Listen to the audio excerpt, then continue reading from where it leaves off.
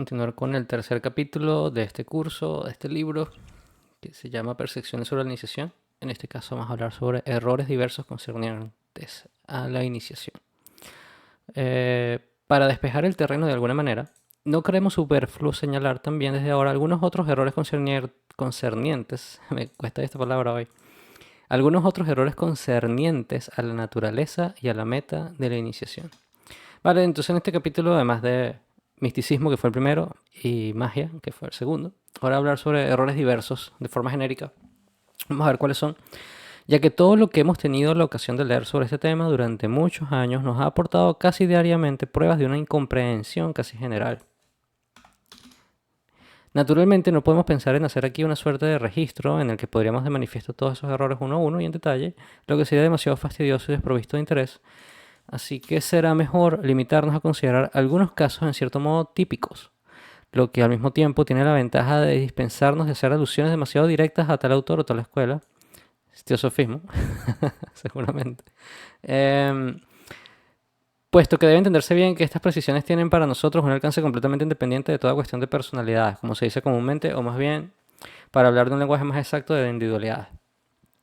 Sí, bueno, menciono teosofismo por el libro de los que Guénon escribió sobre justamente describiendo los errores del misticismo, del teosofismo y de básicamente va uno con uno hablando directamente de los nombres y, y las personas y de dónde viene el origen de las diferentes confusiones que trae esta escuela en particular. Aunque bueno, a pesar de que es un tema interesante, yo creo que no es tan relevante hoy día quedarnos, porque el teosofismo ya dejó su marca y más complicado del teosofismo hoy día, a mi juicio, es de que hay muchas ideas que introdujeron a través de ciertas ideas teosóficas que hoy día ya se consideran como parte de la cultura de la neoespiritualidad y muchas personas no saben que tienen un origen justamente en estas escuelas que tenían su auge en la Francia contemporáneas de Guénon y de otras escuelas occidentales en su momento en Inglaterra, en la Europa occidental más que todo, y luego en Estados Unidos donde hubo movimientos que aceleraron estos errores y estos temas que Guénon cubre aquí. Pero bueno, recordaremos primero, dice Guénon, sin insistir demasiado en ello, las concepciones enormemente extendidas según las cuales la iniciación sería algo de orden simplemente moral y social. Que el primer error, esto lo viví yo, es habitual, sobre todo en las organizaciones iniciáticas modernas, es normal que se quiera llevar a la iniciación o a las órdenes iniciáticas a las buenas costumbres, el ser una buena persona, la moral y la social, lo cual, bueno, mujer que llamada hace que no. Este punto de vista es concretamente el de la mayoría de los masones actuales, correcto, ¿sí? Y al mismo tiempo es también sobre el mismo terreno exclusivamente social donde se coloca la mayor parte de aquellos que los combaten. Lo que prueba también que las organizaciones iniciáticas no dan pie a los ataques del exterior, sino en la medida misma de su generación. Es decir, sí, es misma culpa de ellos. Es decir, mientras más externa se hace una organización, más social, más expuesta a estar al entorno y por lo tanto a diferentes ataques y críticas habitual. Esas son demasiado limitadas y terrestres, si se puede expresar así, y como lo hemos dicho frecuentemente con otros propósitos, el error más grosero está lejos de ser siempre el más peligroso.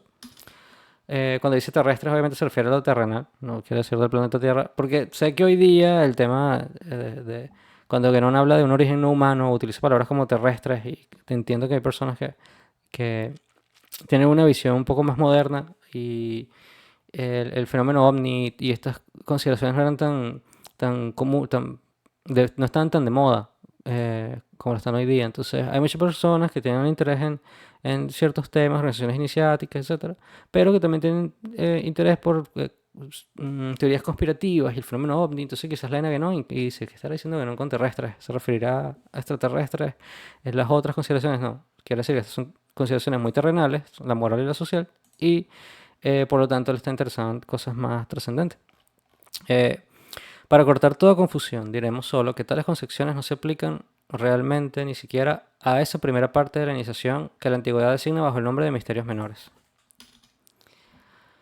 Wow, esto lo lanza aquí.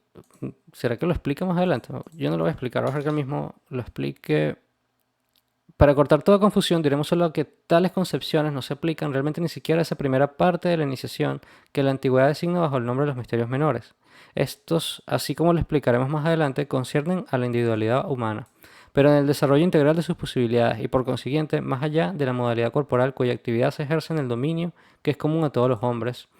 Bueno, sí, aquí hace como un breve extracto de lo que son los misterios menores. Es el desarrollo integral de las posibilidades humanas. Y eso quiere decir que el ser humano obviamente tiene mucho más allá que su capacidad plena únicamente corporal. Para aquellos que este, creemos o sí tenemos una alineación con lo que es la visión de un universo que trasciende la materia, que trasciende a lo puramente tangible.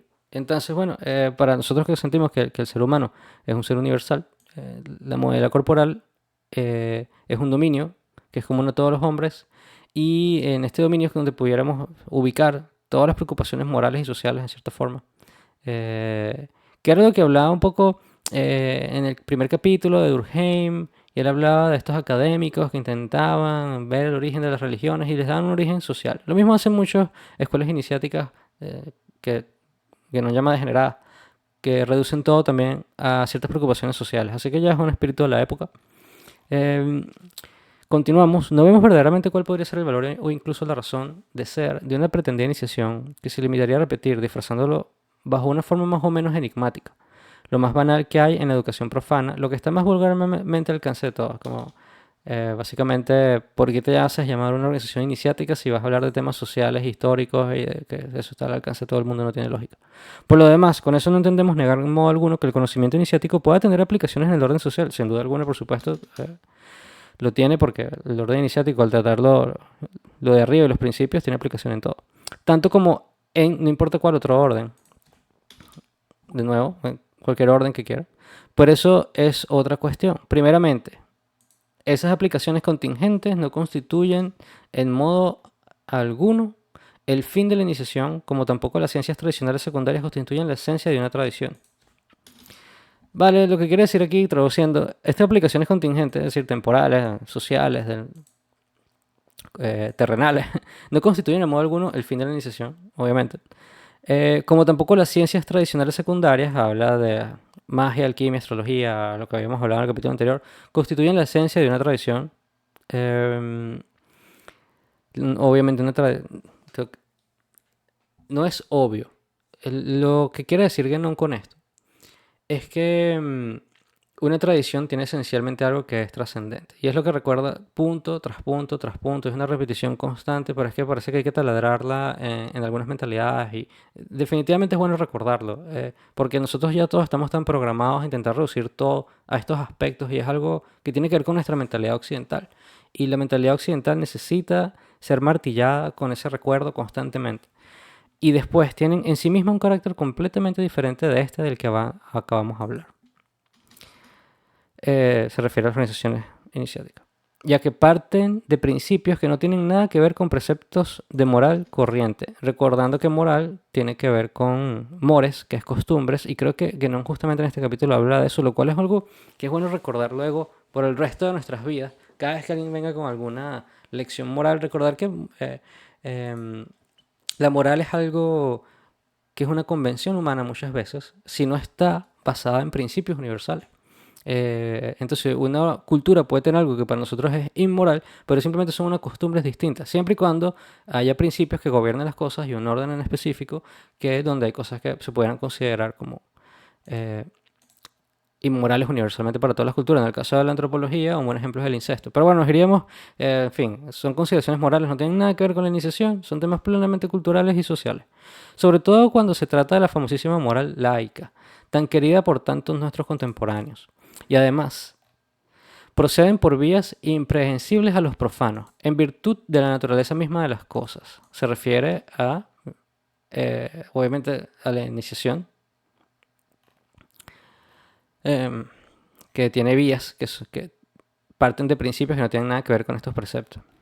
Bien. Por consiguiente, está bastante lejos de lo que alguien llamaba un día, en términos propios, la preocupación de vivir convenientemente. Esto es una preocupación legítima y yo creo que hoy día es bueno tener estas inclinaciones, sin duda alguna. Creo que toda persona que busca una vida iniciática quiere vivir convenientemente, quiere una buena persona y quieres ser una persona correcta y moral. Pero esto es solamente una consecuencia y no es el fin. Esto es algo que se da por añadidura, como utilizando las palabras que Guénon diría. En tanto que uno se limite a moralizar sobre los símbolos con intenciones tan loables como se quiera, no será ciertamente obra de iniciación. Pero volveremos sobre esto más adelante, cuando tengamos que hablar más particularmente de la enseñanza iniciática. Yo creo que esto es sobre todo algo que puede resonar con los masones modernos. La masonería está dirigida a hombres libres y de buenas costumbres. Y aquí es donde siento la masonería es una organización iniciática, cuando se tiende de forma excesiva, moralizar los símbolos, moralizar todo, se pierde de vista el objetivo por el cual estas organizaciones realmente han existido desde las noches de los tiempos. Errores más sutiles y por consiguiente más temibles se producen a veces cuando se habla, a propósito de la iniciación, de una comunicación con estados superiores o mundos espirituales. Voy a volver a leer esto porque errores más sutiles y por consiguiente más temibles se producen a veces cuando se habla, a propósito de la iniciación, de una comunicación con estados superiores o mundos espirituales. Y ante todo, en eso hay una muy frecuentemente la ilusión que consiste en tomar por superior lo que no lo es verdaderamente, simplemente porque parece como más o menos extraordinario o anormal. Bien, esto es interesante. Yo he visto casos en los cuales hay personas que afirman haber entrado en contacto con eh, alguna comunicación con algo. Y que no lo que habla acá es que estas comunicaciones con estados superiores o mundos espirituales, entre comillas, y realmente pueden ser simplemente comunicaciones del mundo sutil que la gente les da una connotación más allá de lo que son y les parece algo extraordinario y anormal. Entonces, por eso es que en este camino hay que siempre estar muy atento a la autosugestión y a la fantasía y a la imaginación e intentar ser lo más centrado posible siempre. No quiere decir que, bueno, vamos a ver qué dice que no con esto, porque esto es un caso interesante, son errores sutiles, como él dice, pero que sería, vamos a ver qué dice, sería menester en suma que repitiéramos aquí todo lo que ya hemos dicho en otra parte de la confusión de lo psíquico y lo espiritual. Sí, yo creo que esto es muy importante, porque la confusión hoy en día es totalmente extendida. Yo creo que casi nadie del común de las personas que no están interesadas en estos temas te puede dar una diferencia entre qué es psíquico y qué es espiritual, qué es alma y qué es espíritu. Son dos conceptos que se utilizan de forma indistinta para referirse a algo que simplemente es anormal, es invisible. Vamos aquí dice que no, en la reina de la cantidad de los signos de los tiempos, y bueno, voy a leer el capítulo. Bueno, básicamente, muy brevemente, el orden psíquico es este orden intermediario que sigue siendo limitado y siendo forma una extensión del mundo corporal, de la forma, y el mundo espiritual que, bueno, que está más allá de tiempo, espacio y forma y que lo que son a la mente le cuesta mucho, no puede realmente acceder a los principios sin la intervención de un principio espiritual. eh, y estos reflejos, la mente luego, bueno, obviamente los va a ver en el mundo psíquico de cierta manera, va a percibir, va a intentar darle una... Pero son cosas que no se pueden explicar, son inefables. Por eso es que estas lecturas, cuando que no entran en la metafísica, solo queda simbolismo y es difícil realmente comunicar algo que transciende el lenguaje humano. Em, Continuemos, ya que a este respecto es esa la que se comete más frecuentemente. De hecho, los estados psíquicos no tienen nada de superior ni de trascendente, puesto que forman parte únicamente del estado individual humano. Vamos a dar un ejemplo cualquiera, por ejemplo, em, la premonición. Digamos que alguien tuvo un sueño premonitorio y digamos que este sueño premonitorio es un ejemplo de una comunicación psíquica y que este sueño premonitorio efectivamente sucede por alguna razón. No quiere decir que haya habido una comunicación con algo superior trascendente, simplemente es una capacidad, una potencialidad, una posibilidad del mundo sutil, de las posibilidades de los poderes psíquicos. Y hay un capítulo enfocado de Renan sobre el tema de los poderes psíquicos que Sí, yo creo que ese va a ser interesante hablarlo. Me recuerdo sobre estos experimentos que hacían los departamentos de inteligencia de intentar ver a distancia. Otro ejemplo de poder psíquico que se está haciendo, que se estaban haciendo investigaciones científicas al respecto. Em, Dice, según la representación geométrica que hemos expuesto en el simbolismo de la cruz, estas modalidades de un mismo estado son simples extensiones que se desarrollan en el sentido horizontal, es decir, en un mismo nivel, y no en el sentido vertical, según el que se marca la jerarquía de los estados superiores e inferiores del ser. Mm, este, mm, a ver, se me ocurre, a ver, esto creo que tengo aquí una herramienta que puede ser útil. Tengo que entrar bueno. ¿Cómo puedo dibujar? ¿Será que utilizo un simple paint? Porque es que yo creo que el simbolismo geométrico y visual sin duda puede ser súper útil para entender lo que no quiere decir. Eh, Puedo dibujar. No sé usar este paint. Vale. Que no me habla del simbolismo de la cruz.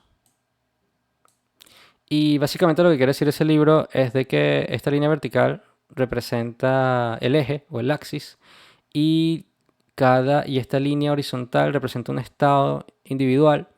Y finalmente acá en el origen último de los principios, que es de donde nacen todas las manifestaciones. Entonces pudiéramos entender que son múltiples estados superiores y estados inferiores. Cuando Guénon habla del simbolismo del cruz se refiere a esto y quiere decir que esto, que realmente se pudiera interpretar como una circunferencia vista en plano. Voy a intentar hacer el efecto tridimensional de circunferencia. No lo logré. Bueno, esta circunferencia con diferentes radios es un plano donde se encuentra el estado humano.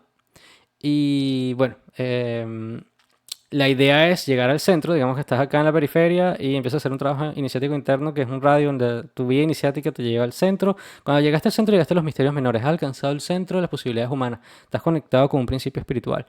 Y ahora tienes que empezar a ascender cada vez en estados. Estos son lo que en el sufismo llamaríamos makams, diferentes estados, hasta llegar, hasta que, bueno, el principio, la identificación con el principio supremo sea absoluta y hayas alcanzado la realización espiritual. Y ese es un poco el ejemplo de Guénon con el simbolismo de la cruz. Así que cuando él dice en esta parte que son extensiones que se desarrollan en un sentido puramente horizontal, se refiere a este sentido, a este eje. Eh, que esto hace, bueno, alusión a un simbolismo que me gusta mucho. Esto no es un eje. Este es el crismón. Y eso es lo que representa realmente el simbolismo del crismón. Y bueno, dejémoslo hasta ahí. Y cuando hablamos de estados superiores del ser, con eso entendemos sin ningún abuso de lenguaje los estados superindividuales exclusivamente. Algunos van incluso, vamos a simplemente recordar que esto es lo que nos interesa. Algunos van incluso todavía más lejos de la confusión, ya de espiritual, casi su sinónimo de invisible. Bueno, me gusta la palabra que yo dije, sí, tiene razón que no. Sí, a la gente le encanta esto. Es decir, que toman por tal distintamente todo lo que no cae bajo los sentidos ordinarios y normales. Justamente, si mal no recuerdo, creo que la palabra yin, que ya he dado ya el mejor ejemplo de los yin, significa justamente, etimología de la palabra, yin. Creo que significa, tiene que ver con lo invisible, porque hoy día no tengo buena memoria. Ah, no quiero genio, quiero Dijin.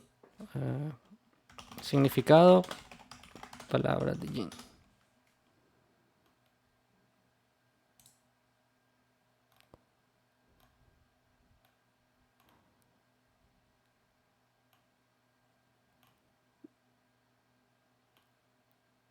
Porque no dice en ningún lado el significado y el origen de la palabra. Puedo buscarlo en inglés, porque es que a veces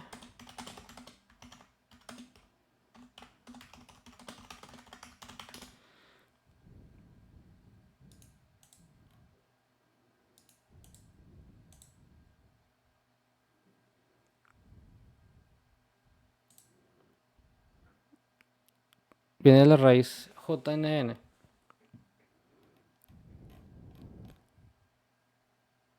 Bueno, sí, de David Ward Jin tiene la ruta Gina, Jin, que se traduce como escondido o invisible. Eso era lo que yo recordaba. Entonces, sí, el mundo de lo invisible, el mundo de lo oculto, el no visto. En el Islam también se utiliza el no visto para hablar generalmente de lo trascendente, los mundos superiores. No confundirlo con escondido, que en ese sentido es, aquí sí, hidden, algo invisible, escondido. Es decir, que toman por tal indistintamente todo lo que no cabe bajo los sentidos ordinarios y normales. Hemos visto calificar así hasta el mundo etérico, es decir, simplemente la parte menos grosera del mundo corporal, en exclamación e indignación de que no. Ya nadie usa el concepto de etérico, que no. Eh, pero bueno, este. Sí, él mismo explica que por éter se puede considerar la parte menos grosera del mundo corporal. Si bien sabemos que de los cuatro elementos y el éter adquiere diferentes significados, depende del contexto donde lo estés leyendo, el autor que lo estés leyendo. La gente le ha querido dar a este éter todo tipo de significaciones. Y ya que estamos haciendo estos lives de forma relajada, éter está en química, elementos, fisiología, mitología, mejor, lo que nos interesa. La mitología éter en griego antiguo, una de las deidades, bla, bla, bla, usa más elementos vocabulario identificado a cielo y aire, con un elemento más puro y brillante por encima del aire. Eh, entonces, como podemos ver, cuando la gente habla de éter, te puede estar hablando de diferentes temas. Por ejemplo, este es el éter en mitología, que habla de una deidad primordial, pero estaría el éter elemento, como la quinta esencia, que es la que llena la región del universo, bla, bla, bla. Bien, desde Platón. Pero bueno, Guénon dice esto no tiene nada que ver, esto simplemente es la parte menos grosera del mundo corporal. En estas condiciones es muy de temer que la comunicación de qué se trata se reduzca en definitiva a clarividencia, clariaudiencia o al ejercicio de alguna facultad psíquica del mismo género, y no menos insignificante incluso cuando sea real. Es decir, que si tú ibas a Guénon diciendo que tú eres clarividente, no se iba a sorprender mucho. Pero sí, son facultades del mundo psíquico. Luego hay un tema de los poderes psíquicos más adelante. Interesante. Hoy día no se habla mucho de los poderes psíquicos. Eso como que ha perdido divulgación. Em, pero bueno, quizás depende de los entornos donde se maneja. Pero yo en particular tengo tiempo sin que esto sea un tema de interés, como lo era hace unos 20 años. Tomando en cuenta que hoy día con las redes sociales y la constante exposición que tenemos, lo más que he visto ha sido las personas que se comunican con estados póstumos, pero de eso, ¿qué otro ejemplo hay? Bueno, tendría que investigar más, yo tampoco suelo ver mucho ese tipo de material. En efecto, eso es lo que ocurre siempre de hecho y en el fondo todas las escuelas pseudo-iniciáticas del occidente moderno están más o menos ahí. Algunas se ponen incluso expresamente como meta el desarrollo de los poderes psíquicos latentes del hombre, como un eslogan interesante. En lo que sigue, todavía tendremos que volver de nuevo sobre esta cuestión de los pretendidos poderes psíquicos y las ilusiones a las que dan lugar. Bien. Pero eso no es todo. Admitamos que en el pensamiento de algunos, siento que este tema sí está de moda. Estoy recordando todo el tema del secreto, el mentalismo. Yo creo que lo que ha pasado con los poderes psíquicos hoy día y este discurso es que ya no se habla de un poder psíquico porque suena muy X-Men o algo. Sino que el poder psíquico ahora tiene otro disfraz. Es como la visualización y las facultades, el poder positivo. Esto sí, ha cambiado el lenguaje y para hacerlo más vendible, más accesible a la gente, que se escuche menos chocante, como el desarrollo de un poder psíquico. Además que el psiquismo y la psique y la psicología, cada vez se habla más de lo psíquico como realmente del ámbito psicológico. Bien, es un tema interesante, particularmente sería bueno estudiar hoy día cómo está este tema, hacer un estudio, no sé, de optimización de búsquedas y ver qué es lo que la gente busca de esto, pero bueno, otro día. Pero eso no es todo, admitamos que en el pensamiento de algunos se trata verdaderamente de una comunicación con los estados superiores. ¿No? Ajá. Admitamos que en el pensamiento de algunos se trata verdaderamente de una comunicación con los estados superiores. Eso estará todavía muy lejos de bastar para caracterizar la iniciación. Es decir, que digamos que tú tienes una comunicación de estas que se parece a un poder psíquico, pero que realmente está asociado a otra cosa. La iniciación no es solo eso, no es desarrollar un fenómeno, una facultad cualquiera limitada. En efecto, una tal comunicación es establecida también por los ritos de orden puramente exotérico, concretamente por los ritos religiosos. Eh, sí, sí, Guénon, es importante que haga esta mención de que efectivamente si estás participando de una consagración en una misa, hay la participación de un principio espiritual. Y es menester no olvidar que en este caso igualmente entran en juego influencias espirituales y no ya simplemente psíquicas, aunque para fines completamente diferentes de aquellas que se refieren al dominio iniciático. Y eso es lo que quiero decir con esta explicación, a su manera de verlo. Eh, Continuamos. La intervención de un elemento no humano. Qué interesante como que no escriben un bloque de texto gigante. Por eso, bueno, vamos a hacer el esfuerzo de desglosar. La intervención de un elemento no humano puede definir de una manera general todo lo que es auténticamente tradicional. Aquí que no empieza ya a explicar lo que es tradición, lo que es su pensamiento, lo que es la escuela tradicionalista. Y esto es la base de todo. La intervención de un elemento no humano, de nuevo, principio trascendente o espiritual, puede definir de una manera general todo lo que es auténticamente tradicional. Cuando él habla de tradicional, quiere decir algo que se ha transmitido por una cadena interrumpida por orden de los tiempos, donde se participa una intervención de elementos no humanos o, sí, una enseñanza, un símbolo, pero que está vivo, está vivificado y está conectado con esa transmisión que se dio en algún momento. Vamos a continuar, pero la presencia de este carácter común no es una razón suficiente para no hacer después las distinciones necesarias. Es decir, hay muchas cosas que están conectadas con la espiritual, pero no quiere decir que por eso sea una iniciación o que está conectado con una vía iniciática. La iniciación, desde el punto de vista tradicional, es aquella que está interesada en la identificación con ese principio. Y en particular, para confundir el dominio religioso y el dominio iniciático, o para ver entre ellos todo lo más una simple diferencia de grado, mientras que hay realmente una diferencia de naturaleza, o incluso podemos decir de naturaleza profunda.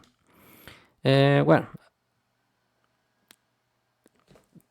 ¿cómo interpretar esto? Yo no siento que haya una diferencia de naturaleza, no siento, es decir, no es que sea algo sensible.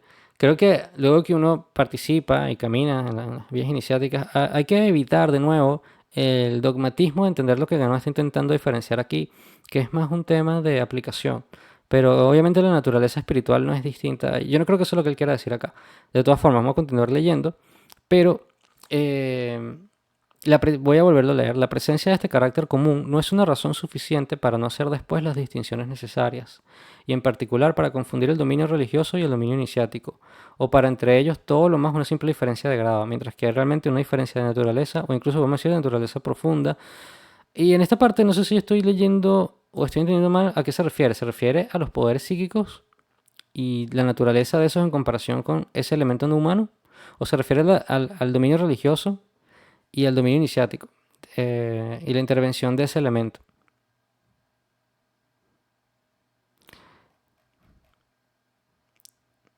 Esa-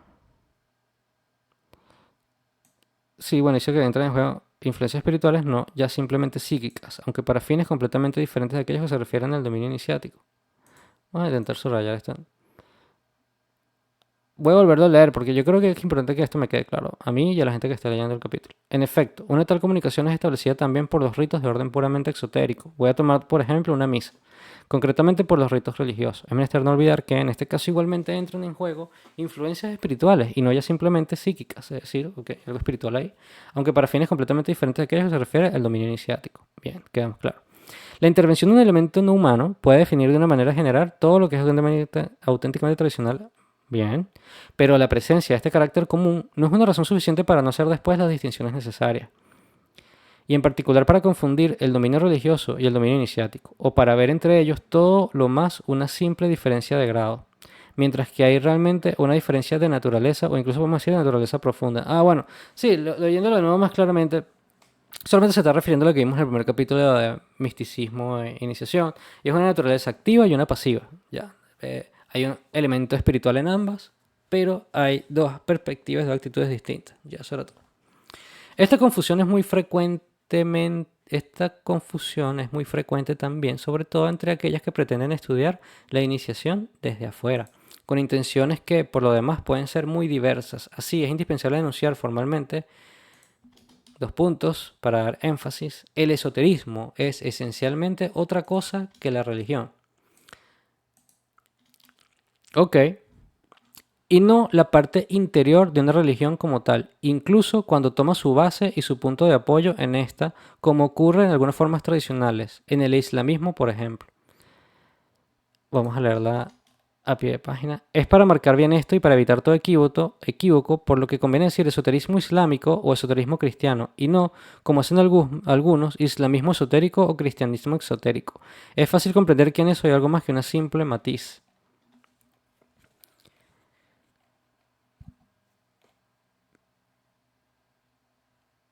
Sí, bueno.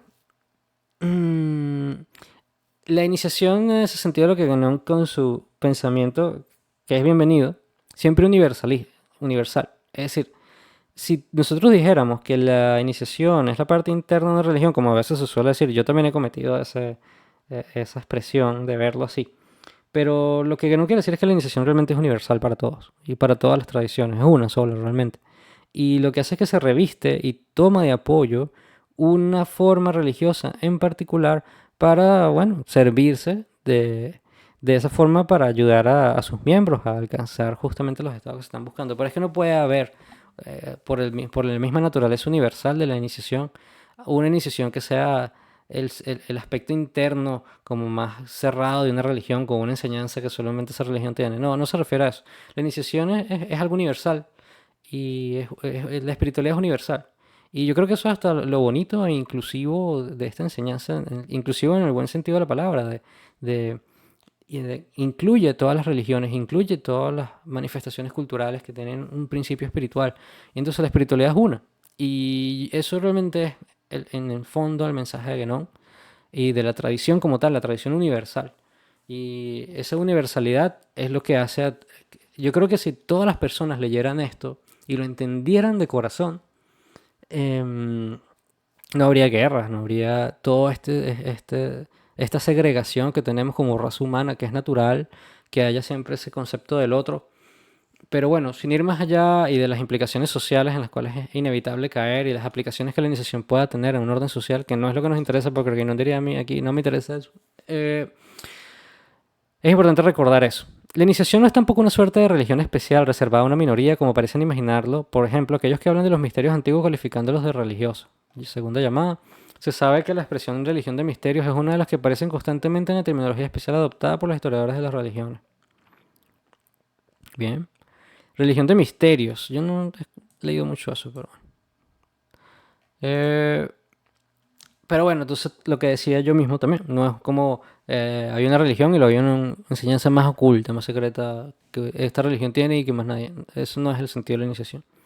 No nos es posible desarrollar aquí todas las diferencias que separan los dos dominios religioso e iniciático, ya que todavía, más que cuando se trataba solo del dominio místico, que no es más que una parte del primero, eso nos llevaría ciertamente muy lejos, pero para lo que tratamos al presente, bastará precisar que la religión considera el ser únicamente en el estado individual humano y no apunta en ninguna manera al hacerle salir de él, sino al contrario, asegurar las condiciones más favorables en este estado mismo.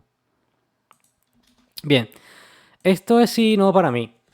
Porque que no cuando está intentando discernir la iniciación y todo este tema del esoterismo y bueno, en un entorno donde la religión todavía tenía cierto poder social, que ya yo siento que no lo tiene tanto como antes. em, He visto gente que se dogmatiza con este tema, se asumen como iniciados y por lo tanto toman como una adversión a la religión. Como, no, es que eso es religioso. Y como si la religión fuera menos, porque aquí dice como que es menos, ¿no? Para que tratamos presente va a estar que la religión considera el ser únicamente en el estado individual humano. Y no apunta de ninguna manera a hacerle salir de él. Y es que la palabra religión viene de religar, de volver a unir al ser humano con algo interno. No puede existir realmente una iniciación completamente desprovista de una forma religiosa o por lo menos tradicional o simbólica de una cultura en específico. Eh, Seguramente se han visto casos de estas personas que son iniciados, que ellos mismos son como, utilizando terminología islámica, son una nación de uno. Eh, y bueno, tienen esta naturaleza primordial, pero la participación de la religión es importante. Y cualquier persona que está llevando una vida espiritual iniciática va a asumir en su vida habitual y como dice acá, asegurar las condiciones favorables para el estado humano.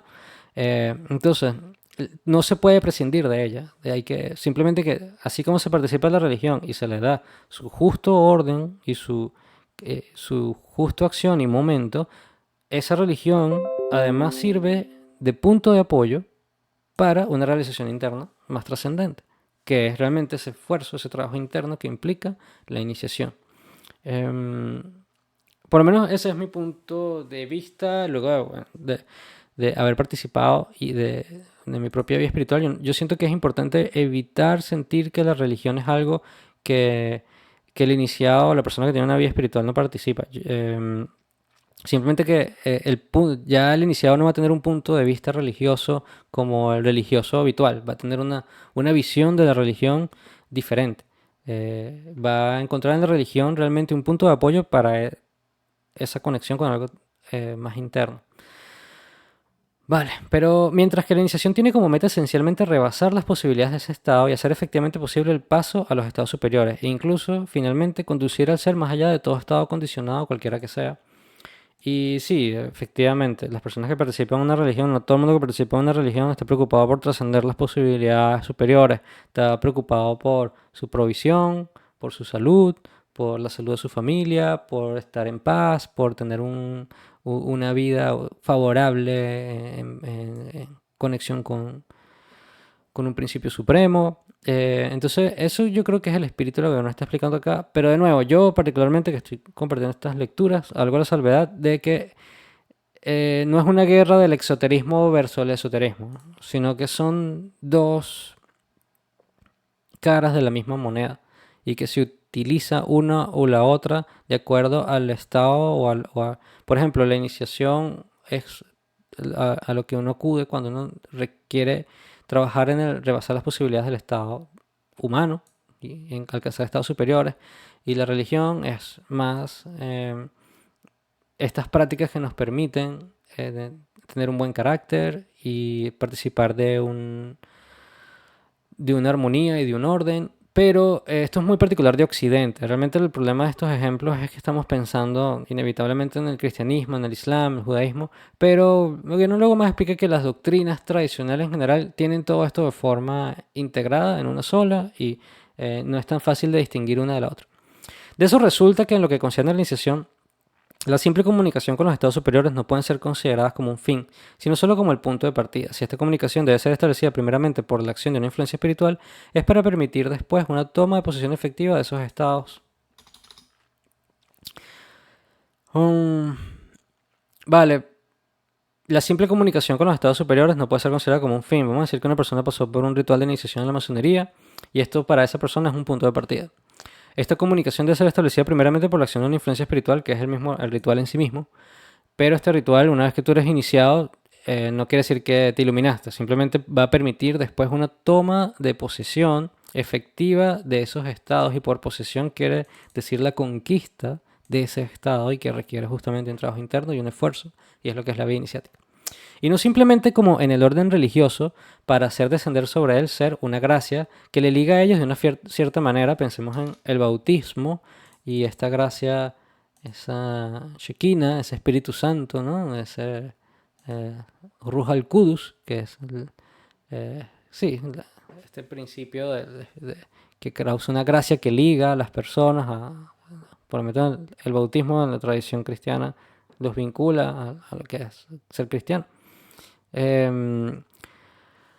Pero bien, eso no quiere decir que por eso esas personas hayan alcanzado un estado consciente de lo que sería un principio espiritual de este orden. Simplemente los liga a la tradición en particular y es como una protección. Por eso en la antigüedad se creía que era importante bautizar a los niños pequeños para una forma de darles una protección. Que no creo que en este mismo libro habla sobre el tema de los egregores y habla de esos conceptos. A mí me parece muy interesante y da una visión quizás complementaria, más amplia de lo que implica un ritual exotérico como puede ser el bautismo, que además tiene también su correspondencia al punto de vista iniciático como todo símbolo. Pero bien, sin irnos más lejos, porque me estoy en este capítulo desviando mucho más de lo que anticipé, me disculpo.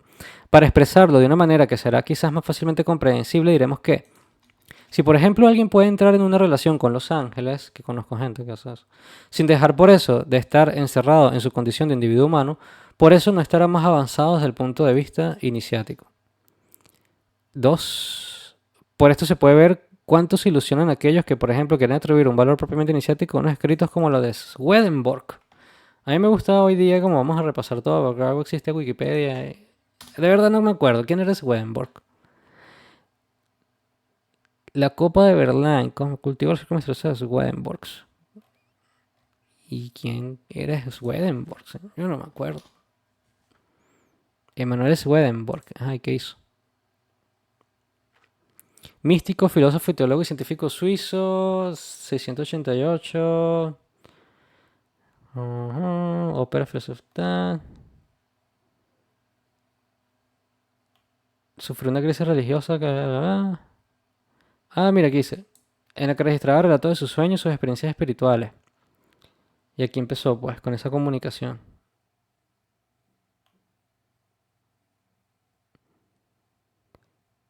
Llegó a creer de los sentidos internos espirituales de la Biblia, la arcana Calestia. 772, unos cuantos años ya. El Swedenborgianismo. Kant dedicó una obra entera a negar a Swedenborg. Qué raro a Kant. Señores de un sueño visionario de Steve, uno de los más grandes críticos bíblicos, bla, bla, bla. Bien, bueno, ya sabemos que lo que no se refería era a esta experiencia de sueños y visiones. Notablemente el 6 de abril. Vale. Bueno, entonces él habla de este caso en particular, de Carl Friedrich. No, Carl Friedrich pintó este retrato de Emanuel Swedenborg. Y bueno, sí, yo la verdad no lo conozco su obra porque no la he investigado, pero bueno, aquí está Vision Spiritual Insights. Vio a una persona sentada en una esquina y le decía, no comas mucho. Ok.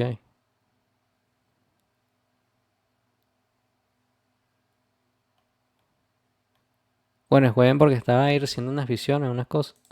Eh, entonces, por esto se puede ver cuando se ilusionan aquellos que, por ejemplo, quieren atribuir un valor propiamente iniciático a escritos como los de Swedenborg. Entonces, porque Swedenborg veía una persona, digamos un ángel, que le decía no comas mucho, no quiere decir que entonces Swedenborg tiene escritos iniciáticos. Entonces, tiene lógica esta. Gracias, Genon, por enseñarnos sobre Swedenborg y sus cosas. Ya lo leeremos. Calma, si hay chance. Aquí no se trata de comunicar con otros seres que están en un estado angélico, sino de alcanzar y de realizar uno mismo un tal estado superindividual. Es decir, básicamente aquí está diciendo que ser ángel, ¿no? Pero claro, eso es ilógico. Me refiero ciertamente los ángeles son los malaika, son seres supraformales y están en estados superiores a los que el hombre tiene acceso.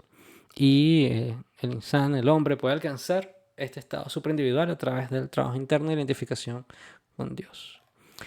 Con el principio supremo, como la gente usa el término que quiere usar. Qué difícil a veces hablar de estas cosas porque uno no sabe cuál es el código que la gente tiene en su cabeza. Yo creo que lo mejor es entrar a estas lecturas con una mente abierta y eh, lógica y evidentemente dubitativa porque hay que dudar de todo.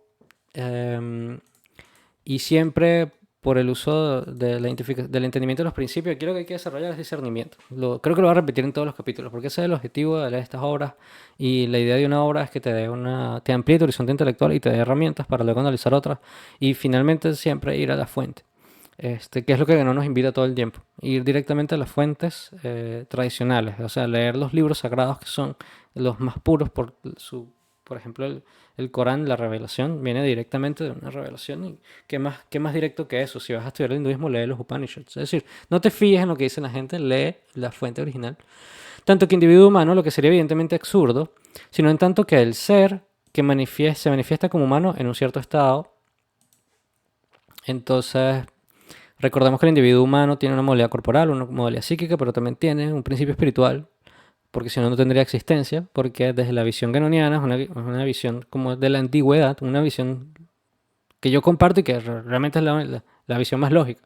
Hay un principio supremo que genera la manifestación. Y ese principio supremo es lo verdaderamente real y todo lo demás es una ilusión. Y el individuo humano contingente y y su modalidad corporal, como que no habla, no puede, esa modalidad no puede realmente alcanzar ese ser, no es el cuerpo, no es el individuo humano, no es el ego el que alcanza el estado superindividual, sino ese principio espiritual que ilumina, de cierta forma, este estado y permite que haya esa alineación, ¿no? Sino que en tanto que el ser se manifiesta como individuo humano en un cierto estado, es decir, el ser entero ya entra en conciencia de esta naturaleza, sino también en el de las posibilidades de todos los demás estados. Em, Aquí sí iría el tema de los estados múltiples del ser y irse a explicar todo esto, pero bueno, bien entendido en que tanto que el individuo humano, lo que sirve también de solución en tanto que el ser que se manifiesta como individuo humano en un cierto estado, tiene también en él las posibilidades de todos los demás estados. De nuevo, el simbolismo de la cruz, el individuo humano tiene las posibilidades de estados superiores e inferiores, y la idea es actualizarlo de manera tal que alcances el estado superindividual, es decir, superar todas las posibilidades de este estado. Por consiguiente, toda realización iniciática es esencial y puramente interior. Esta frase está resaltable con mi color verde. Bien, sí. Al contrario de esa salida de sí que constituye el éxtasis, propiamente dicho, en el sentido propio etimológico de la palabra, exacto. Nota a pie de página. Por lo demás, no hay que decir que esta salida de sí no tiene absolutamente nada de común con la pretendida salida astral que juega un papel tan grande en los delirios ocultistas, porque tuve que hablar de esto, qué loco. Eh, si han visto la película Insidious, sí, el tema de los viajes astrales, muy de moda. Yo creo que ha perdido un poco de moda, pero eh, sí, la salida astral y los viajes astrales no tienen nada que ver con el éxtasis, que quiere decir salida de sí, em, que constituye el sentido propio que etimología de la palabra. No quiere decir que eso se refiere a la realización iniciática. Em, por consiguiente, toda realización iniciática es esencial y puramente interior, al contrario de esa salida de sí que constituye el éxtasis más místico, en el sentido propio y etimológico de la palabra. Y esa es no ciertamente la única diferencia, pero al menos sí una de las grandes diferencias que existen entre los estados místicos, que pertenecen enteramente al dominio religioso, y los estados iniciáticos. Regresando siempre al capítulo 1 para recordar y repasar esta distinción. En efecto, es a eso lo que es menester volver siempre en definitiva, ya que la confusión del punto de vista iniciático con el punto de vista místico, cuyo carácter particularmente insidious, hemos tenido que subrayar desde el comienzo, tiene la naturaleza de confundir a algunos espíritus que no se dejarían atrapar en las deformaciones más groseras de las pseudoniciaciones modernas y que incluso podrían quizás llegar a comprender sin demasiada dificultad lo que es verdaderamente la iniciación, si no encontraran en su camino estos errores sutiles que bien parecen estar puestos ahí expresamente para desviarlos de una tal comprensión. Y es verdad, es muy difícil hoy día clarificar estos temas cuando hay tanta literatura. Yo vas hoy día a una biblioteca pública y encuentras todos los libros de estas organizaciones pseudoiniciáticas, cosas extrañísimas. Y libros como los de Guénon están totalmente ocultos, son difíciles de encontrar. Y a mí me parece que su obra clarifica tanto, te da todos estos puntos a considerar que si los estudias y los analizas, mira, son bastante lógicos. Y es un tema de lógica realmente. Esto es un buen final del capítulo. Aquí dice que, bueno, no es culpa de mucha gente de caer en estos errores, sino que estos errores son muy sutiles y están dispuestos ahí expresamente quizás para que las personas no encuentren un camino de relación espiritual.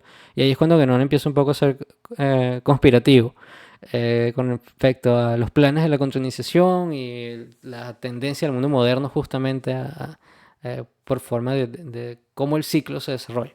Pero bueno, eso ya acá él lo deja hasta aquí y luego empieza con el cuarto capítulo donde ya habla sobre las condiciones de la iniciación. Y bueno, ese es el otro capítulo que hablaremos en otro momento. Ya por lo menos vamos avanzando rápidamente hacia luego crear lo que van a ser las diapositivas de este curso. Y bueno, encantado de compartirlo. Y este va a ser mi curso de apreciación sobre la iniciación para luego abarcar otros temas cuando hayamos podido pasar esta etapa de que no. Espero que bueno, que otra gente interesada en estos temas también suba luego sus cursos, sus reflexiones. Y creo que hoy día, yo creo que esto es atemporal. Yo creo que estas son las cosas en las cuales nosotros como personas vale la pena sentarnos, considerarlas y reflexionar sobre ellas y hacer el trabajo interno hasta donde nuestras posibilidades nos las permitan. Muchas gracias por acompañarme en esta lección y en esta lectura y los veo en la próxima. Hasta luego. Gracias.